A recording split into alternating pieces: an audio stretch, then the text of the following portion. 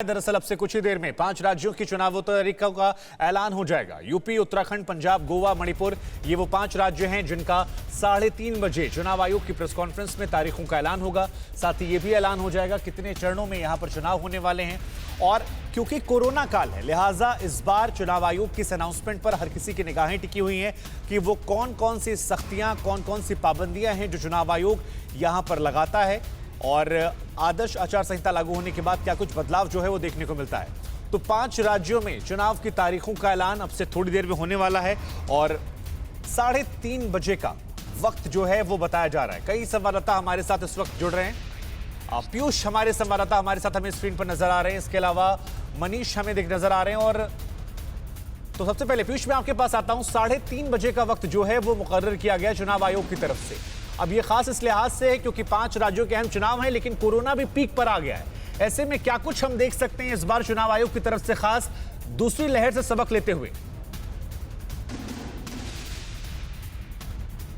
बिल्कुल शुभांकर, देखिए 3:30 बजे का वक्त मुकर्रर है जब चुनाव आयोग 5 राज्यों के चुनाव की घोषणा करेगा, तारीखों का ऐलान करेगा, कितने चरणों में होगा इसका ऐलान करेगा।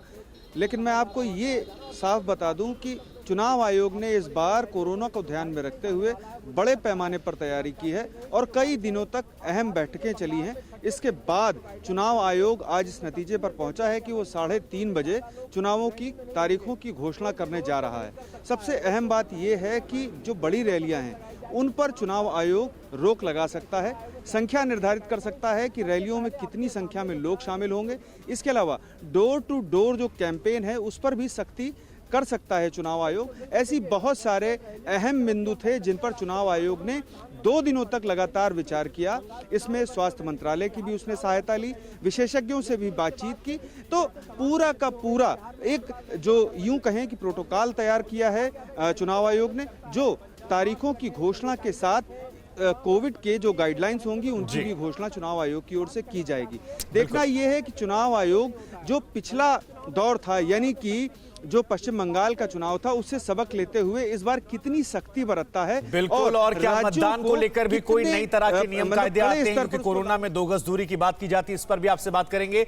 लेकिन इससे पहले खबर बता दें कि चुनाव तारीखों से पहले सीएम योगी ने विपक्ष पर हमला किया है। विपक्ष के पास कोई मुद्दा नहीं है, ये बड़ा आरोप जो है सीएम योगी आदित्यनाथ ने लगाया। कहा पिछली सरकार में वसूली को लेकर चाचा भतीजे विवाद था, भाई बहन में भी विवाद का कारण वसूली है। चुनाव के लिए हमारी पार्टी पूरी तरह से तैयार है, ये बड़ी बात योगी आदित्यनाथ की तरफ से कही गई। एक और संवाददाता हमारे साथ किशोर जुड़ रहे हैं, उनसे हम उत्तराखंड पर अपडेट लेंगे। लेकिन सबसे पहले मनीष मैं आपके पास आऊंगा यूपी को लेकर।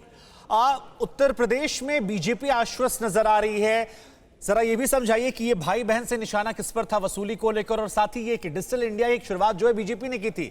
ऐसे में क्या बीजेपी को स्लाइटली एज नहीं मिलता है कि अगर सब कुछ ऑनलाइन होता है, क्योंकि बीजेपी लगातार इस ओर अपने कदम पिछले कुछ सालों बढ़ाती हुई नजर आई उत्तर प्रदेश में और देश में?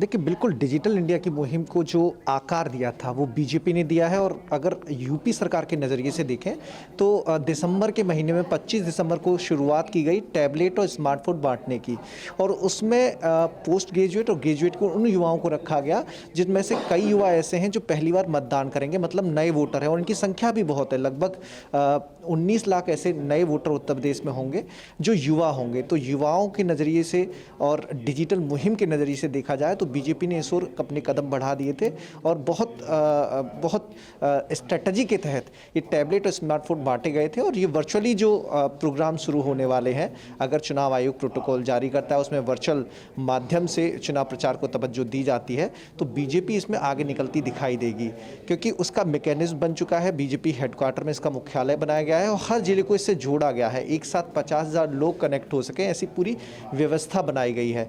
तो लगातार बीजेपी इस ओर कदम बढ़ा रही है। चाचा भतीजे की पार्टी पर जो नौकरियों में भ्रष्टाचार समाजवादी पार्टी की सरकार में हुआ करता था, उसको लेकर योगी आदित्यनाथ निशाना साधते हुए नजर आते हैं। भाई बहन की पार्टी कहकर जो कांग्रेस जमीनी स्तर पर नहीं है लेकिन हवाई जो चीजें चल रही हैं उसको लेकर योगी आदित्यनाथ के निशाने पर कांग्रेस के नेता रहते हैं।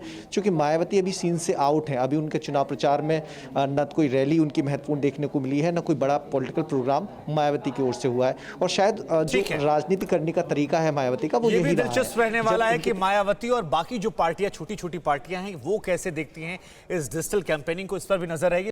परवाह देश की, सोमवार से शुक्रवार रात 10 बजे TV9 भारतवर्ष पर।